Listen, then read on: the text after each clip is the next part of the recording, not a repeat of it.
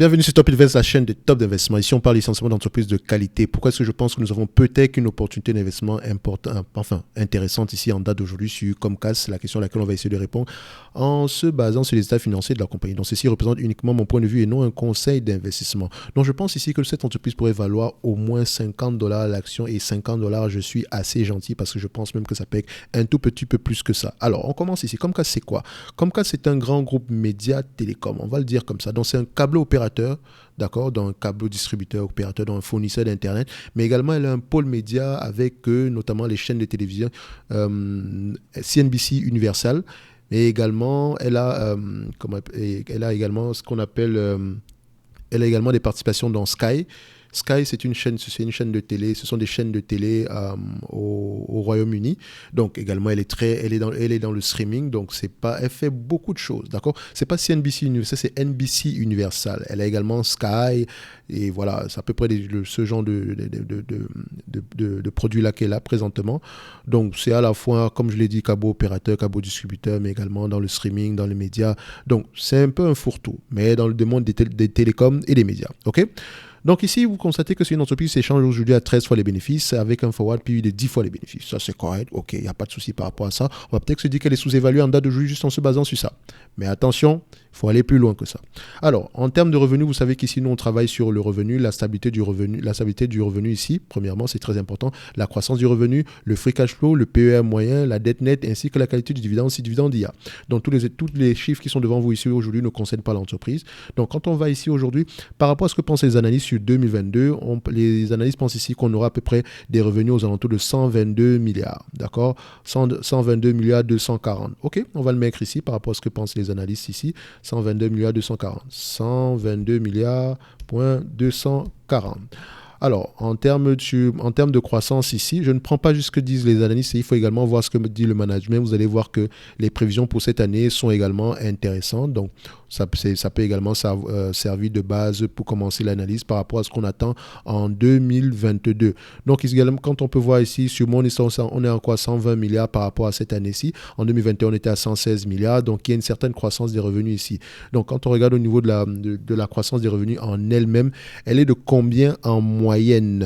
Donc, j'attends juste que ça charge ici rapidement. Donc, on regarde la croissance des revenus ici. Pour la croissance des revenus, sur les 10 dernières années, en prenant comme base décembre 2021, 7% de croissance. 5 dernières années, 7% de croissance. Et 3 dernières années, 7% de croissance. Le Covid étant passé par là, avant cette période-là, on avait à peu près, sur les 10 dernières années, 11% de croissance. 5 dernières années, 9% de croissance. Et 3 dernières années, 10% de croissance. Donc, on était à peu près sur 7 à 10% de croissance par là. Sur le dernier trimestre, on a à peu près 13% de croissance, disons 14% de croissance. Donc, c'est une entreprise en pleine croissance, au moins une croissance de 5%. OK? C'est la raison pour laquelle moi, en termes de croissance, je vais prendre 5%. Donc, vous voyez que j'ai été moins disant par rapport à la croissance parce que je n'ai pas envie de me tromper par rapport à la valorisation de la compagnie. Parce que vous savez que pour une compagnie de croissance, on aime bien l'acheter sans prendre en considération la croissance.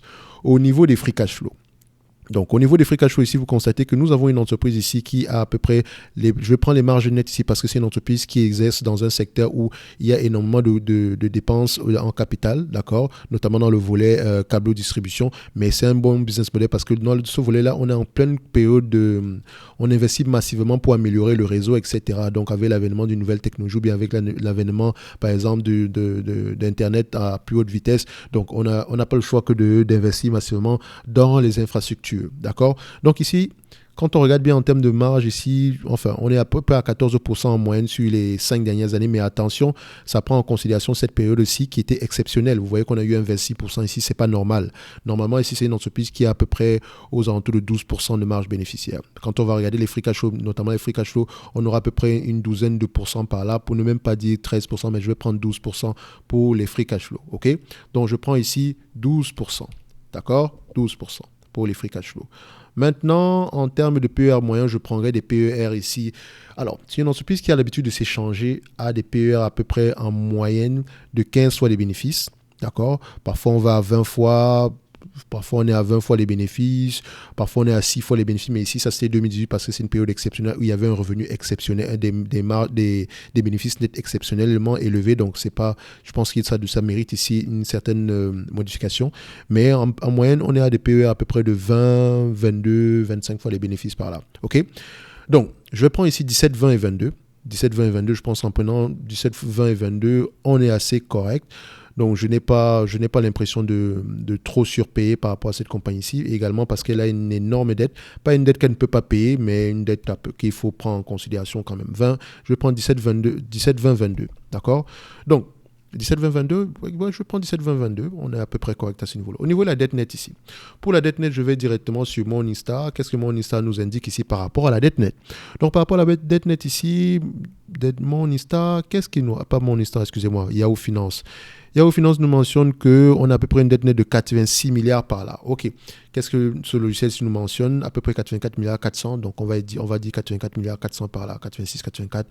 On n'est pas loin. Donc, 84 milliards 400. Alors, 84 milliards 400. Donc, voilà. OK. Donc, on va juste fermer ça ici. Donc, la qualité du don, on va y revenir à la fin. Donc, 122 milliards 240. On a tous les éléments nécessaires pour faire la valorisation ici. Donc, 17, 20, 22, ce sont les PER. Maintenant, on cherche ici le 12% de 122 milliards 240. Ici, ça donne combien? Donc, 122 milliards 240. 12% de ce montant-là, ça nous donne combien? Ça nous donne ici aux alentours de 14 milliards 668. Donc, je vais mettre 14 milliards 669. Donc, je mets ici 14 milliards 669.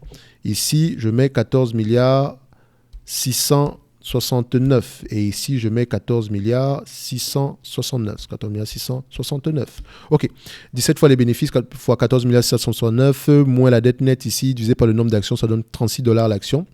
Le même calcul à 20 fois les bénéfices, 46 $ l'action. Et à 22 fois les bénéfices, 53 $ l'action. OK, je me situe plus à 22 fois les bénéfices, donc c'est la raison pour laquelle je dis l'entreprise vaut au moins 53 $ l'action. Mais je n'ai même pas pris en considération la croissance. Attention.